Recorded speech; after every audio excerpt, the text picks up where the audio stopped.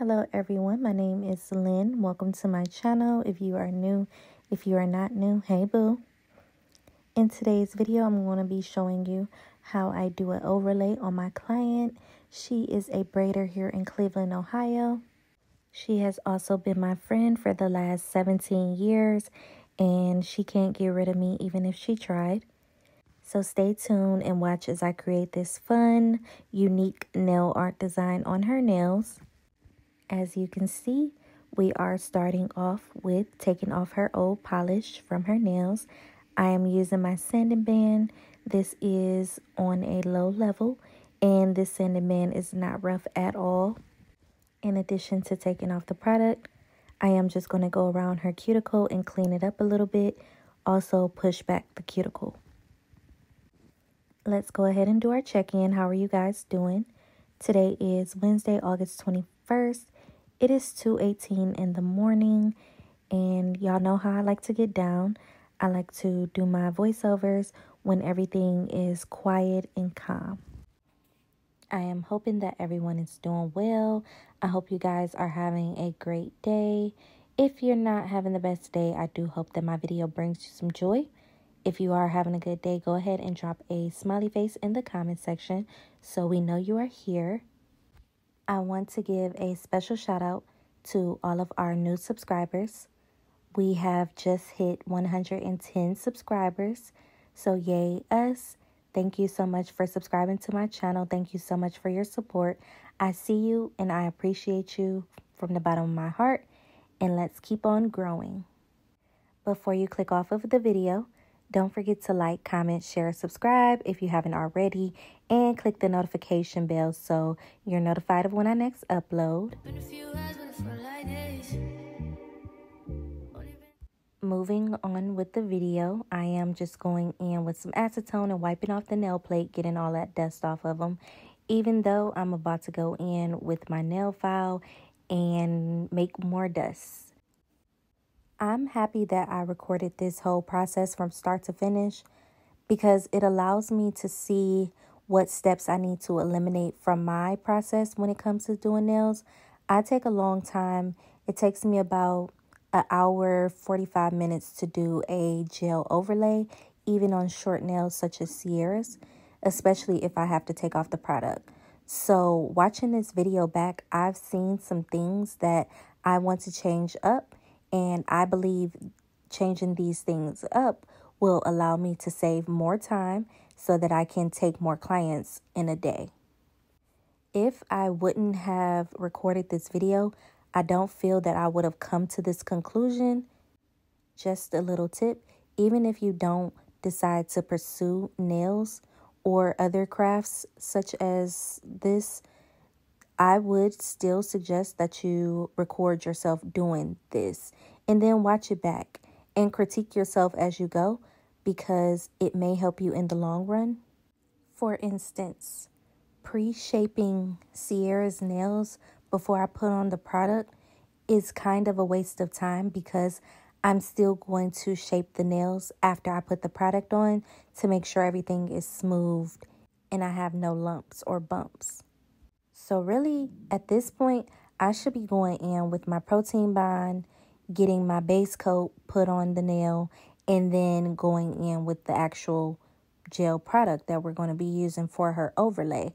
But instead, I'm wasting time pre-shaping the nails, which is really not needed because we're going to shape the nails. We don't need to do that multiple times. It's a waste. And now that I am seeing this for myself, I know to cut that step out in my next nail set. I've also found that I will go over my nails with my nail drill or my client's nails with the nail drill, and then I'll go in and buff them out afterwards, which in hindsight, that is extremely pointless. I'm actually wasting a buffer by doing that, not to mention the time. In case you didn't know, you can find Young Nails Protein Bond on Amazon. I use Protein Bond in every nail set that I do. I typically go in with 2 coats. Depending on who the client is, I may add a 3rd coat just to be on the safe side. But long story short, I really love Young Nails Protein Bond. It is a staple. After going in with my protein bond, I do add a base coat. This is a thin base coat that I put on as extra stability and extra coverage for her natural nail. And then immediately after that, I go in with the A Milli Builder Base Gel. I get my A Milli Builder Base Gel from Amazon. I will link it down below for you all. I am using this sheer pink color. Even though it's sheer pink, it does still give the slightest hints of pink on the nails. So it's perfect for my natural girlies.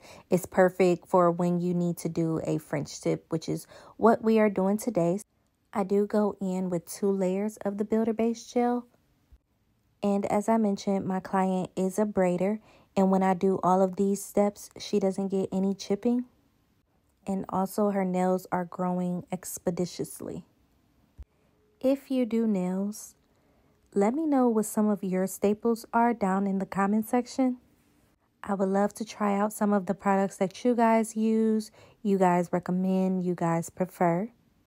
And here we are in the point of the video where I realized that I filed these nails multiple times and I really didn't need to. So here I am again, just shaping up the nails, making sure there's no lumps and bumps. And after I go in with the nail file, I am going to go in with the buffer just to give you guys a heads up. And I realized that I really don't need to do that. As I stated before, I'm just going to go ahead and cut that part out of my process so that I could save myself some time. Are there any processes or steps that you guys take that you feel may not be necessary or maybe taking up too much time and slowing you down? Let me know in the comment section. Also, if you are wondering what file I am using, I did get these files off of Amazon. They come in a 50 pack. I will link them below for you all. They are 100, 180 nail grit. And same for the buffers. I will link them down below for you all. I also got those from Amazon. They come in a pack of 100 if I'm not mistaken. And I don't know what grit these are, but I will link it down below if you are interested. Moving on with the video, we are now entering into the fun part, my favorite part, the nail art. As you can see, we have some black and we have some white. We do have both the Beatles black and white that I got from Amazon. We are using my striper brush. This came from an auction here in Cleveland, Ohio, but I did find some striper brushes on Amazon and I will be linking them down below for you all. And basically for the first nail, which is the pinky nail, we are going to be creating a French tip in the color white. Now my client, aka Sierra, she has a concert to go to. She actually went to the SWV concert and her outfit was very simple, very chill. So we decided to just do black and white for her nail colors. Even though we are doing black and white for the nails, we are just going to add some designs that make the nails fun and creative and very unique. Every nail will be something different, even though the base is very simple and similar. Would y'all believe me if I said that I did not ever want to do French tips on short nails?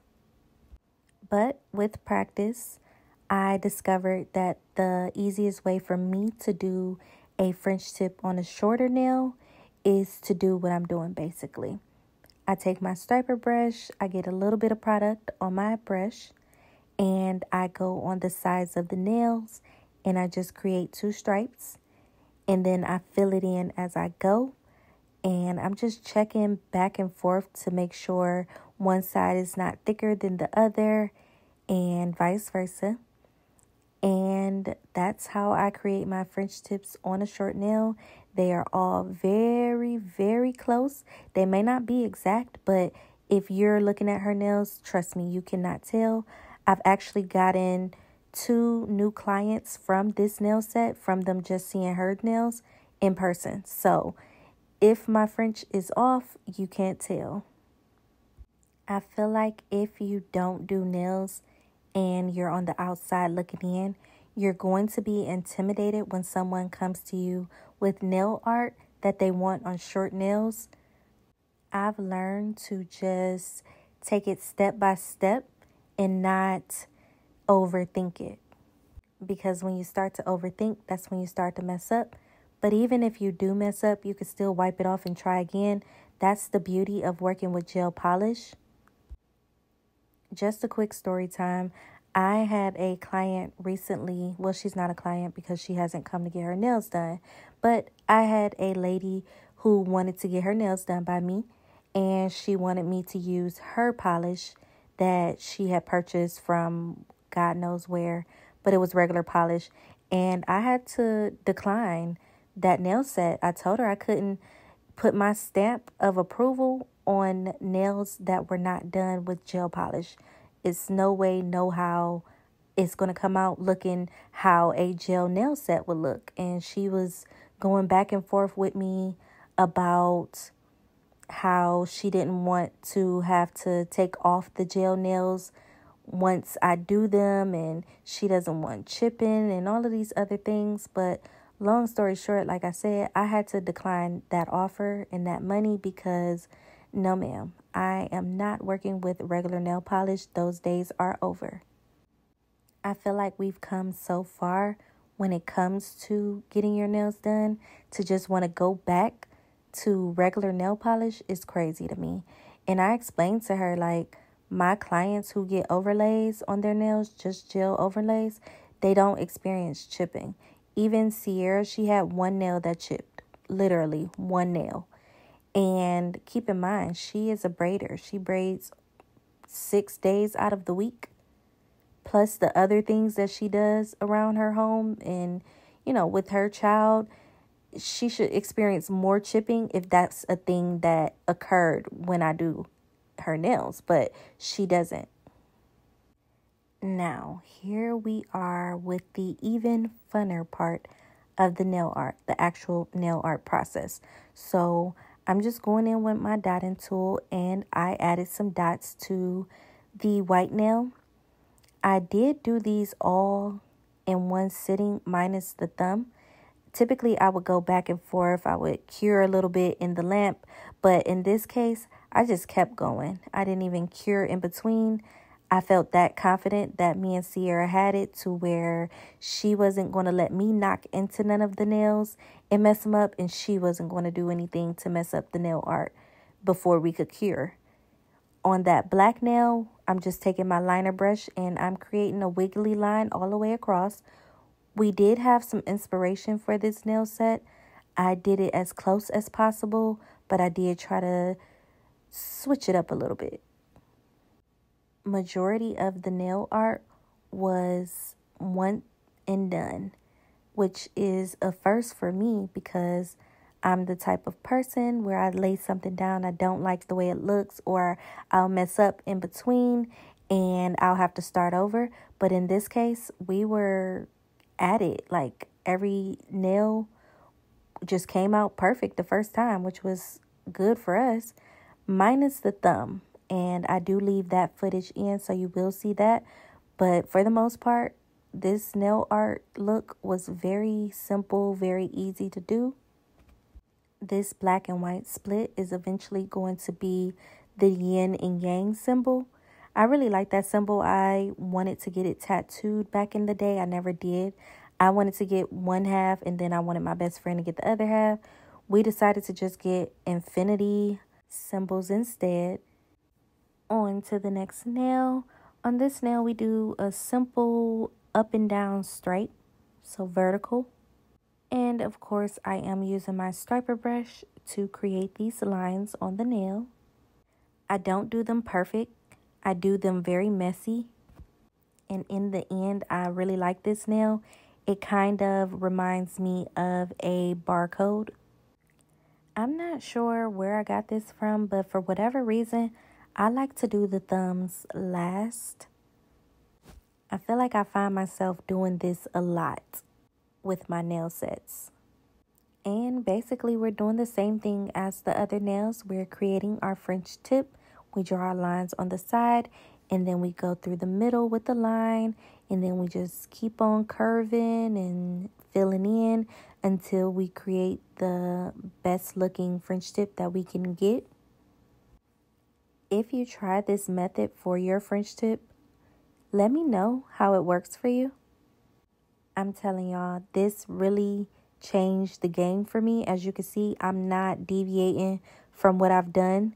I'm really keeping it super simple and trying to make it as easy as possible for myself so that I'm not having to stop, erase, start over. And I'm finding that it's working very, very, very well. Now I'm just going in and I am top coating the nails. I make sure that I take my polish all the way to the end of the nail. That helps to prevent chipping as well. I do still have to do the thumbs. I am still going to add some nail art to the thumbs. The clip did come out a little bit blurry because of the position that I had her finger in, and also the way that my thumb is positioned in the camera. My camera wanted to pick up on my thumb instead of the thumb that actually needed to be recorded, but that's okay. I hope it doesn't bother you guys too much. For the thumbs, we were originally going to do a smiley face. As you can see, I drew the smiley face and I looked at it and I just didn't like the positioning of it with the French tip. Something was just off.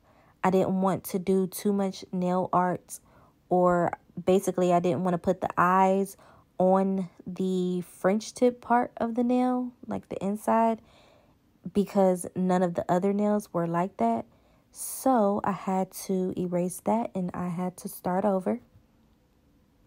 Let me know if you would have kept the smiley face the way that it was on the thumbnail, or if you would have erased it and started over such as I did. I'm curious to know. I don't think it looked terrible, especially like looking back at it, but in the moment I just was not feeling it. And plus, we had already done a nail design very similar to this one, and we did the same thing for her thumbs that time, which was add a smiley face. The next idea was to add flowers to the nail because you can't go wrong with flowers, right? So I just took my dotting tool. I created a dot in the middle and then put some dots around the middle, which was a very similar design to what is actually on my nails. So I thought it would look cute here as well. If you have not seen my last video, feel free to go watch because I do those flowers in that video. I will link it for you up above. Sadly, those flowers just didn't mesh with this nail art design, so I did have to erase those and start over. If we were doing more colorful designs, then maybe, but that type of flower just wasn't going to work for this design simply because we were trying to keep it to black and white. On the nail, you just saw me put 2 dots, and then I'm going to come back and I'm going to finish that up. I did just want to cure those 2 white dots before I actually added the petals for the flower. And while we are curing the white dots, we are just going to start on the other thumbnail because, as I stated, I like to save the thumbs for last. And as you can see, my routine, my process is very consistent. I don't switch it up. I'm not going to try to switch it up because I see what works for me. So I'm going to just keep it going until it doesn't work, or until I find something that works even easier. The goal is to limit the time that it takes me to do a nail set. That is my ultimate goal. And here's the part where it gets blurry, so I do cut this pretty short. But if you want to see how I create these flowers, I will link my last video in the cards because I do these same flowers on my hand. Here's the final result. I do hope you guys enjoyed this video. Don't forget to like, comment, share, subscribe. Click the notification bell so you are notified of when I next upload. And I will talk to you next time.